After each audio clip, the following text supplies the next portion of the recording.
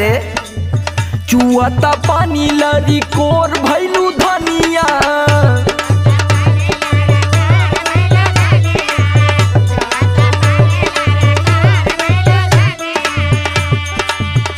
और नन्हवे के चाटत चटोर भैलू धनिया, चटोर भैलू धनिया। चुआता पानी लरी कोर भैलू धनिया।